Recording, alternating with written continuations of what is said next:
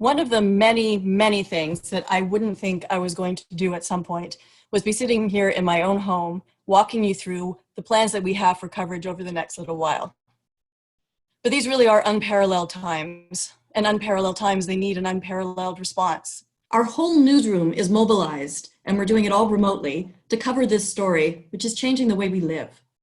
So I'm going to walk you through how we're mobilizing and sort of the themes that we're going to be looking at. One is accountability. The role of government and policy and systems are crucial in a time of emergency. Every little decision that they make has a really big impact on the rest of us at a time like this. So we're going to have teams from Vancouver to Toronto making sure that our government and our policies and our systems are actually up to this crisis. Another key theme is science, health, and data. Good, responsible knowledge and information in those areas is absolutely crucial to both the government response and personal behavior at a time like this. We also want to reflect your experience. The city has never gone through this. The country has never gone through this. The globe has never gone through something quite like this, or at least as collectively as this. So we want to look at what does that actually feel like to live through?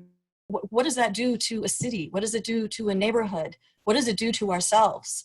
We want to make sure that we don't lose the human in the stories. You know, when we talk about things like that, the numbers that are reported daily and the idea of flattening the curve, which is so vital, we don't want to lose the truth that this is fundamentally a story about people.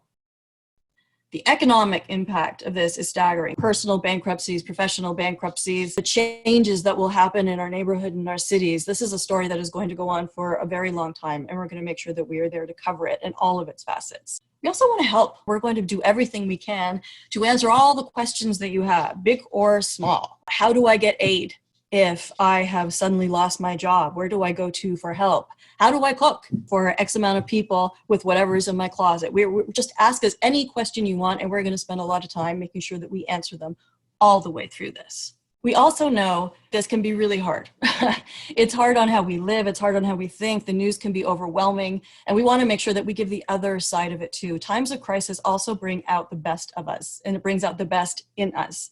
We want to make sure that we focus on kindness. We focus on kind of the stars and the heroes, the inspirers, the leaders, the common decency that kind of binds us all together. And then there's just diversion. Like, you want to find ways to help you through the day. That we are not used to, many of us anyway, at least not used to staying at home for quite so long. So we'll have a weekly star challenge. One was like, write as a 50-word or less song on X theme. A daily playlist, so you can learn new music and learn a little bit about the person who supplies it. We want to make sure that we may all be inside, but we're not actually alone. You have our commitment.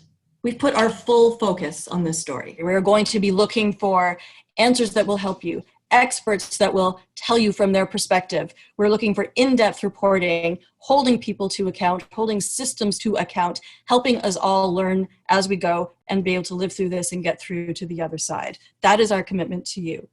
I'm Irene Gentle, editor of the Toronto Star.